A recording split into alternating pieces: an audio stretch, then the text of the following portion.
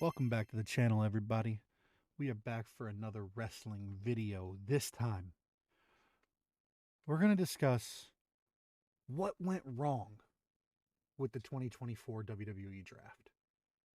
Here's the thing, we all want the draft to be good. We all want the draft to be fun and successful.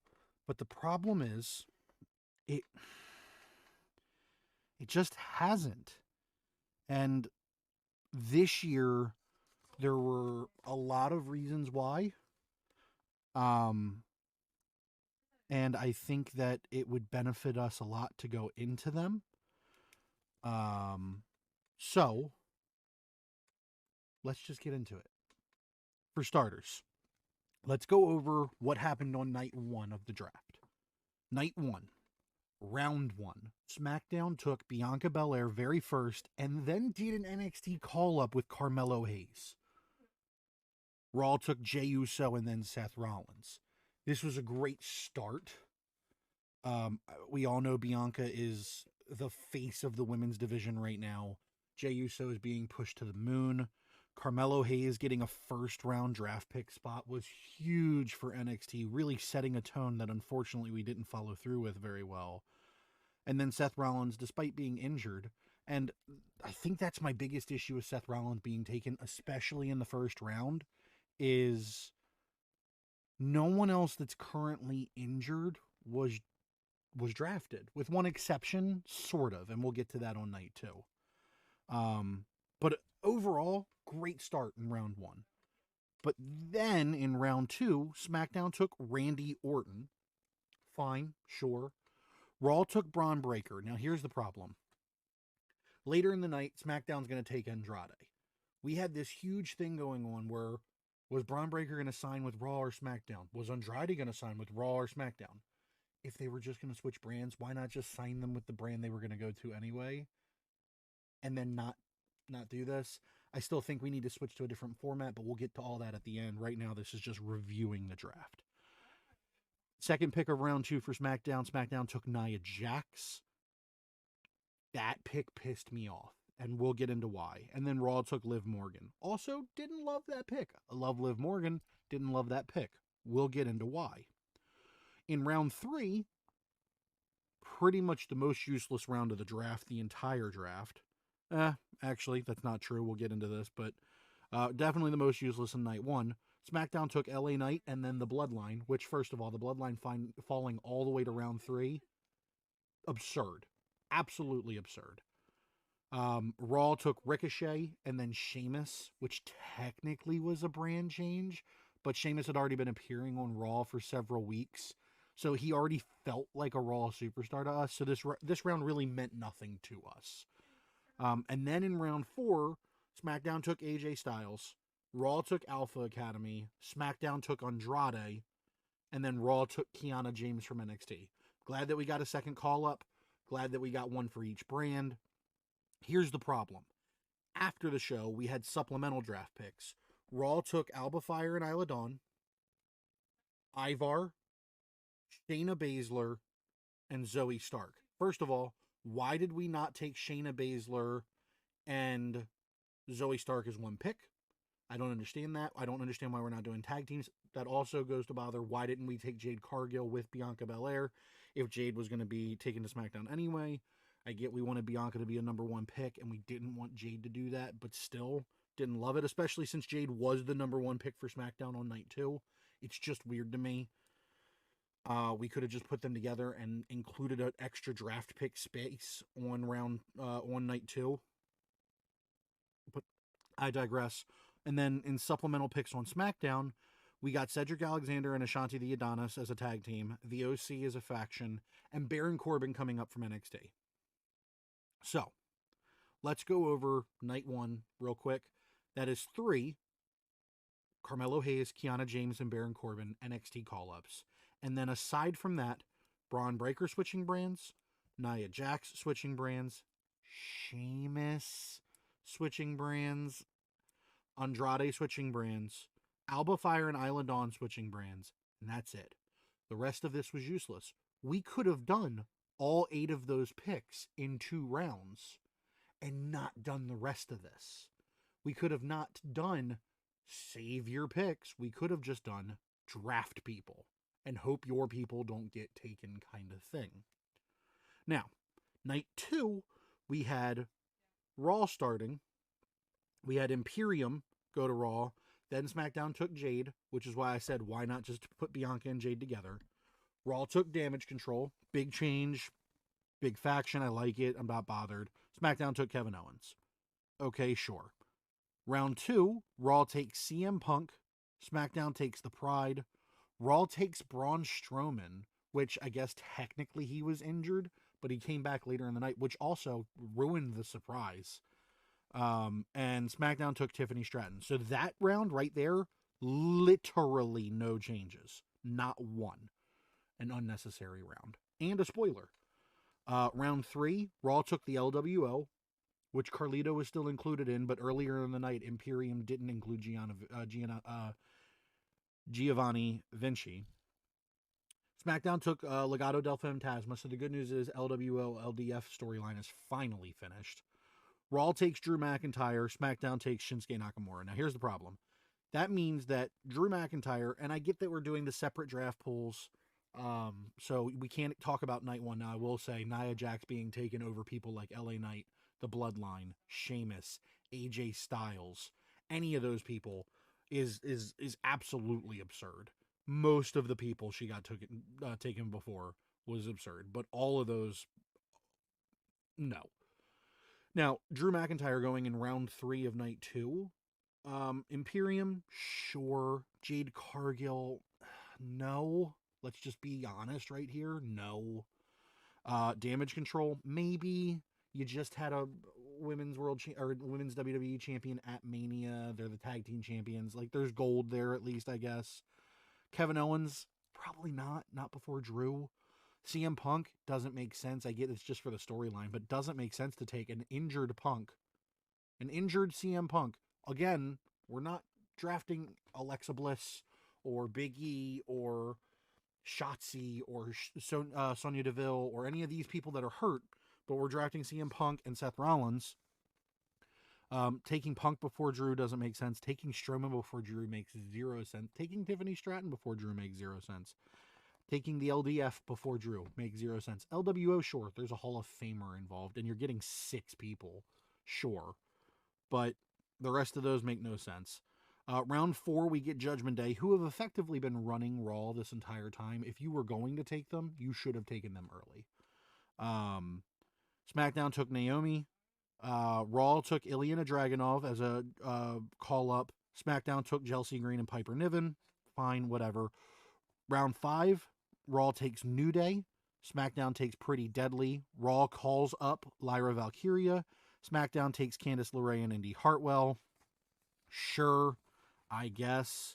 Here's the thing. New Day being taken after Chelsea Green and Piper Niven, Naomi, Tiffany Stratton, Shinsuke Nakamura, LDF, the Pride. Like, New Day being taken after them is ridiculous. Let's just be honest about it. And then in the last round, Raw takes the Final Testament. I guess, sure. SmackDown takes DIY, sure. Raw keeps Bronson Reed, okay. SmackDown calls up Blair Davenport. Okay, cool. Then in the supplementals, Diamond Mine stays on Raw. Katana Chance and Caden Carter stay on Raw. Natalya stays on Raw. New Catch Republic comes to Raw. Dijak is called up finally to Raw, but that happened as a supplemental pick. So Baron Corbin and Dijak getting call-ups as supplemental picks. But we're going to go ahead and do things for Pretty Deadly and Ricochet, who, don't get me wrong, I love Ricochet, but no. Nia Jax, Chelsea Green and Piper Niven, Tiffany Stratton. Like, it's just, the priorities were out of whack, in my opinion. The Final Testament. And then also, Raw selected Odyssey Jones again. He's the only person ever to get drafted 2 years in a row and still never show up. And then SmackDown got Apollo Crews, who apparently was technically on Raw. Giovanni Vinci, which means we were not finishing this Imperium Vinci story, I guess, and Tegan Knox, which is fine. I guess we're splitting up the Natalya Tegan Knox team finally. Whatever, fine. So overall, on night 2, we got again 3 NXT call-ups, and then brand changes. We got 1, 2, 3, 4, 5, 6, 7, 8, 9, 10, and 11, sort of. So we'll say 11. Okay, so 11 brand changes.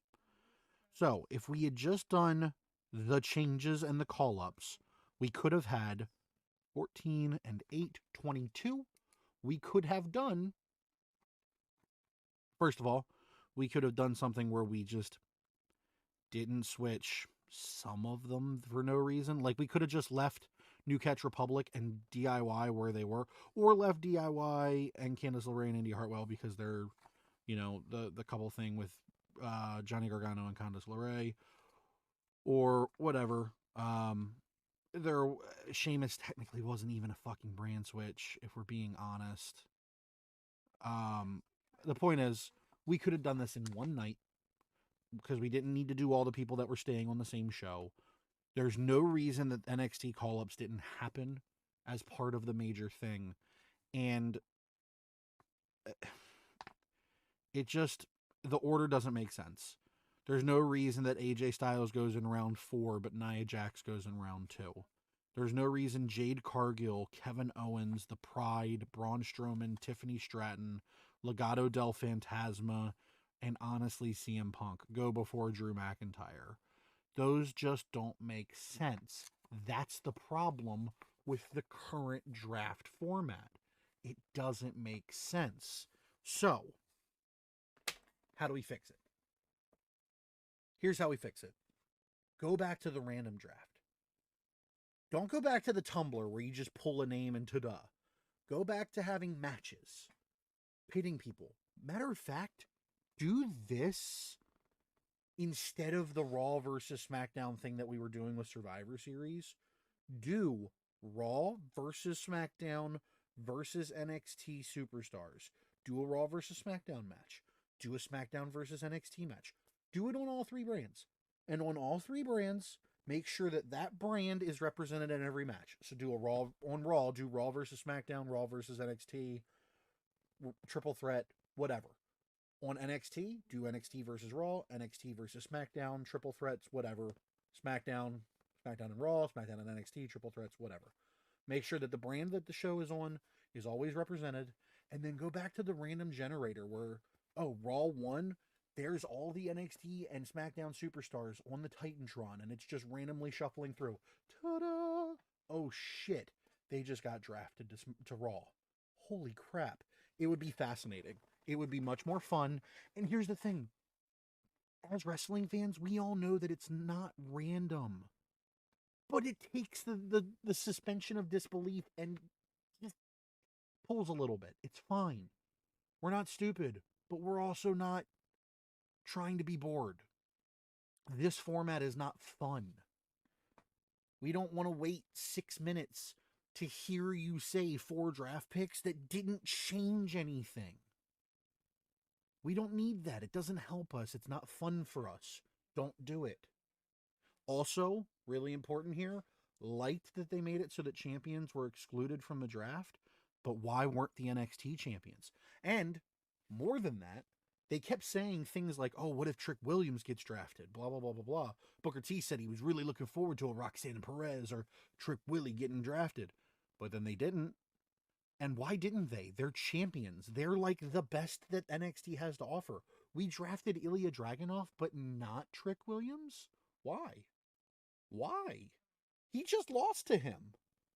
We drafted Carmelo Hayes and Ilya Dragunov, who both in back-to-back weeks took L's in the main event to Trick Williams. Why wouldn't he get drafted?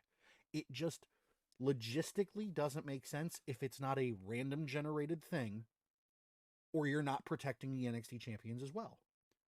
And most of us thought NXT was going to get draft picks as well. That's neither here nor there. That might be a misunderstanding on us as the fans. But this format ain't it, Chief. I love what Triple H is doing right now. And hopefully he sees the reaction to this year's draft and he switches. But this is why the draft didn't go well, because names like Dijak didn't get his TV call up moment. Odyssey Jones gets drafted 2 years in a row, though, and never shows up.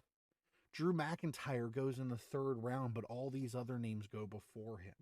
Nia Jax goes in the 2nd round, but AJ Styles is in the 4th. And we don't show Baron Corbin getting his redemption story of coming back to the main roster. We do that as a supplemental. It's a disservice. It's a disservice to us as the fans. It is. And that's the issue. There are a lot of fix actions. Hopefully next year comes around and the fix actions are better. I like having the draft right after Mania. I would like to do the draft not the Raw after Mania, but then the next week, so that we can build the stories with the new brands and not have situations where, you know, oh, well, we know AJ Styles has to stay on SmackDown because he's challenging for the WWE title, or vice versa. If he had gotten drafted to Raw, oh, well, we know AJ's not winning because he's not on the right brand. Like, things like that. It helps. So that's my opinion. That's how I say we fix the WWE draft. Let me know what you guys think. Let me know where you guys stand. Let me know what you guys thought of the draft. If you have better ideas, different ideas, if you thought that the draft was actually good and I'm overreacting, let me know what you guys think. Thank you guys for watching. I appreciate you. Please participate in the comments. And with that being said, as always, I'm Pip. Y'all are the greatest. And when in doubt, we'll see you next time. See ya.